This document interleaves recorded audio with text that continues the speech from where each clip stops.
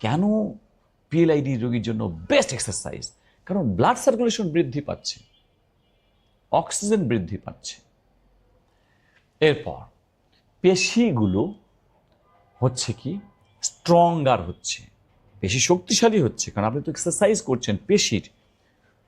পিঠের পাশের পেশিগুলো মজবুত হচ্ছে, ফলে আপনার এই যে মেরুদণ্ডটা আছে, যে মেরুদণ্ড তো ব্যালেন্স করতে হবে। মেরুদণ্ড ব্যালেন্স করে কে? শুধুমাত্র পেশি, আর কেউই না। আমরা অনেক সময় ভুলেই যাই পেশির কথা, যে হাড় নিয়েই চিন্তা করি, কিন্তু আপনার পুরো মেরুদণ্ডটা এই যে দাঁড় করিয়ে রাখলো, কে রাখলো? কেউই না। মানে আর কোনো মাধ্যমে আপনি পেশিগুলো, মেরুদণ্ডটাকে স্ট্রেট রাখতে পারবেন না পেশি ছাড়া।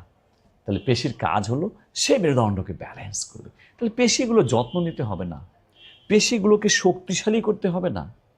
শুধু ব্লাড সার্কুলেশন বাড়ানোর জন্য তো অনেক কিছু ওষুধ আছে, যে ব্লাড সার্কুলেশন বাড়িয়ে দিলাম, অক্সিজেন বাড়িয়ে দিলাম। প্রাণায়াম করলে তো অক্সিজেন